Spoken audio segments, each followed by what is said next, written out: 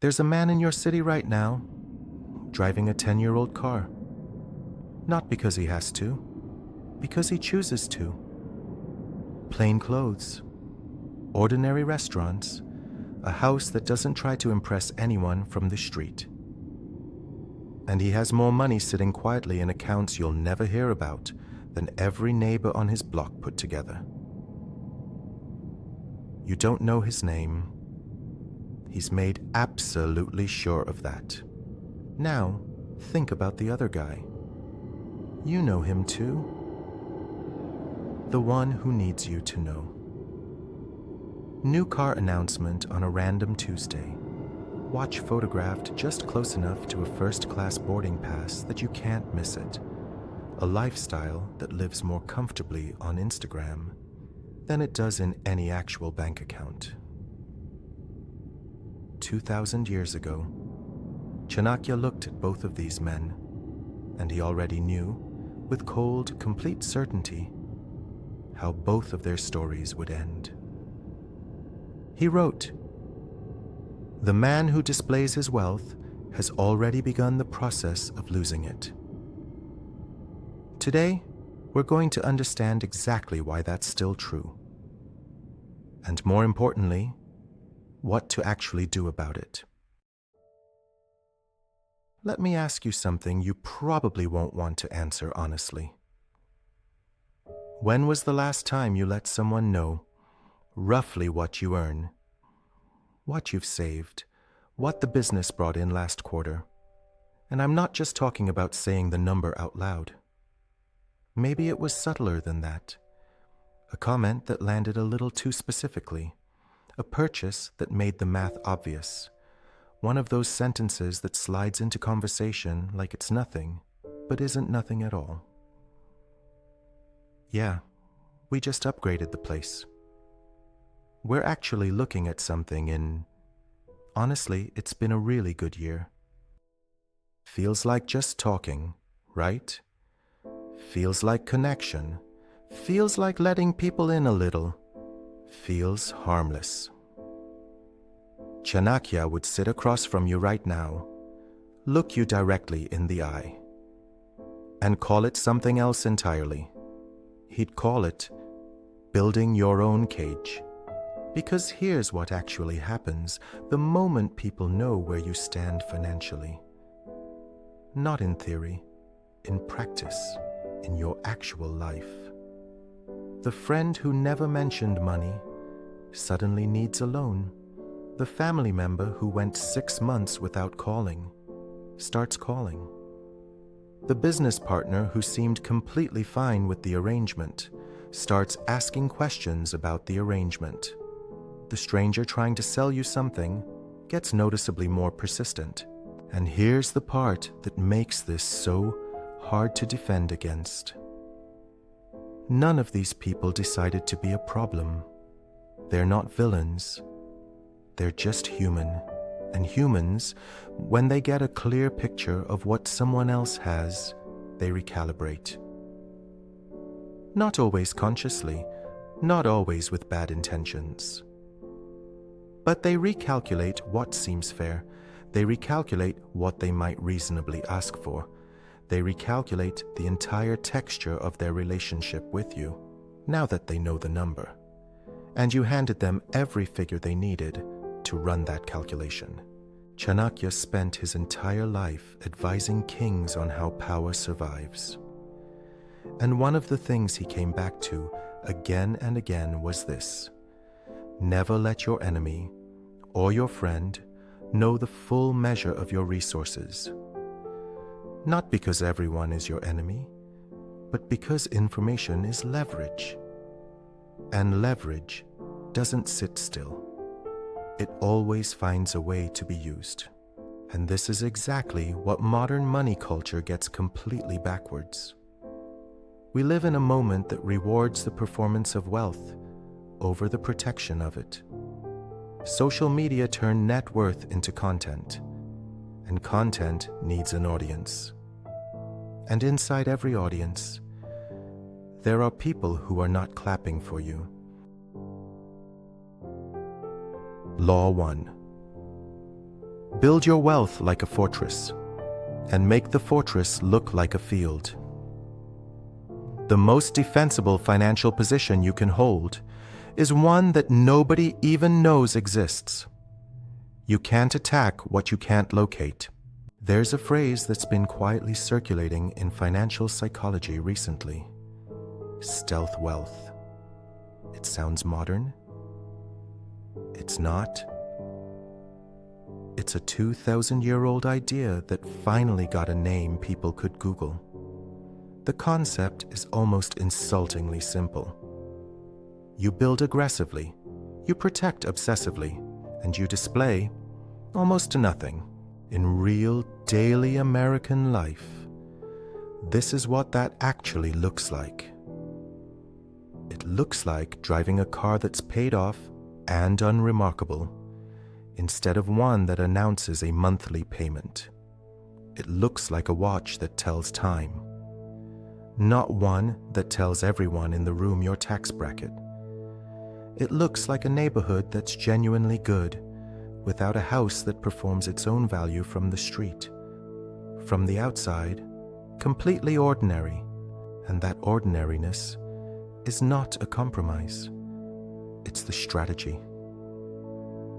When no one can read your position from the outside, no one can build a plan around it. Nobody knows what's reasonable to ask for. Nobody knows what's fair to resent. Nobody knows where to aim. You become strategically invisible. And the people who stay wealthy are almost always the ones nobody saw coming. Law 2. Visible wealth doesn't just attract admiration, it creates a debt in people's minds that you never agreed to carry. This is the part people skip at the dinner table. When people know you have money, more something in the dynamic shifts. Not always with bad intentions. Often with something much harder to defend against than bad intentions. Entitlement. The quiet, unspoken belief that your resources are somehow partly available.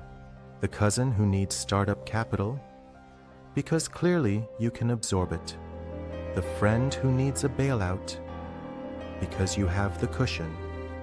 The colleague who pitches you every few months, because you're the obvious money in the room.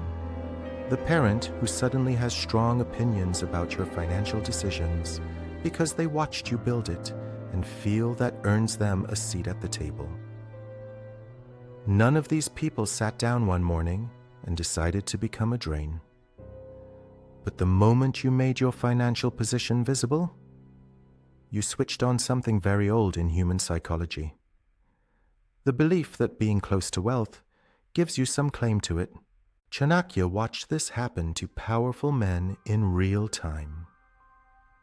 He watched kings who made public celebrations of their treasury look up one day and realize their court was full of people who were calculating, not celebrating. He watched merchants who couldn't resist showing what they'd built wake up to find people who had quietly decided those profits were partly theirs. And he wrote it plainly: no poetry, no softening. Do not let your wealth be known to others. The man who reveals his gold has already invited the thief inside. The practical truth of this law is uncomfortable but simple. Every time you signal your financial position publicly, you are creating obligations in people's minds that they will eventually try to collect on. Not aggressively, not with a demand. With a phone call at the right moment, a favor framed as small, a situation presented as urgent, a guilt trip so gentle it barely feels like pressure. Until you're writing the check, and the only real defense is to give people nothing to calculate with from the start. Keep the number quiet. Let people underestimate. Because underestimated people are never overcharged. Law 3. The wealth that grows fastest is the wealth that nobody is watching. There's a compounding effect to financial silence that most people never factor in. And it's not just about money. Every dollar you don't spend performing wealth is a dollar that compounds into something real. Every relationship that doesn't know your number is a relationship that stays honest. Every person who quietly underestimates you is a person who has no leverage over your next move. But there's a deeper layer to this. When you stop spending to signal, something changes in how you think about money. You stop confusing the feeling of wealth with actual wealth. Those are two completely different things, and most people spend their entire lives chasing the feeling, while the actual thing quietly slips further away. But the moment you separate the two, the moment you stop performing and start building, the math changes entirely. Chanakya had a name for this philosophy. He called it Artha, the science of material security. Not the performance of it, not the image of it, not the content it generates. The science of actually protecting, growing, and keeping it with the same cold discipline a general uses to hold a fortress. Quietly, patiently, invisibly. And so the law is this: let your lifestyle stay behind your net worth. Not slightly behind, comfortably behind. Not because you can't afford more, but because the gap between what you actually have and what the world thinks you have is the one financial asset that can never be taxed, never borrowed against, never targeted. It's pure protection. And protection is how wealth survives. There's a specific kind of freedom that has nothing to do with how much you have. It's the freedom of being unreadable, of moving through a room and having no one know whether you're the wealthiest person there or the one quietly pretending, of having a number that exists only in your own awareness and nowhere else. That freedom doesn't happen by accident. It's built in small, daily, completely unglamorous decisions. What to post, what to say, what to drive, what to wear, what to let people believe. Each one a brick in a wall that nobody even knows is there. The person Chanakya admired most was never the wealthiest man in the room. It was the man whose wealth nobody could accurately measure, because that man had nothing to attack, nothing to resent, nothing to calculate against. So tonight, before you post, before you share, before you hint, just sit with one question. Who benefits from knowing this, and who could eventually use it against me? If you can't answer that completely, say nothing. Keep building, keep it quiet, and let the life you're constructing remain a fortress that people can sense from the outside, but never truly measure.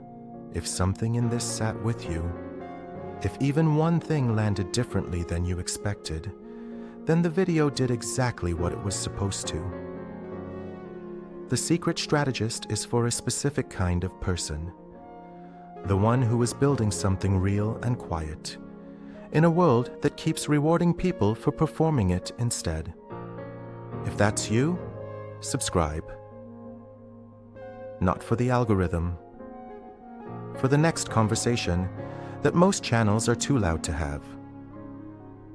Like this if you believe the gap between what you have and what people think you have is worth protecting, and share it with one person who needs to stop signaling and start compounding.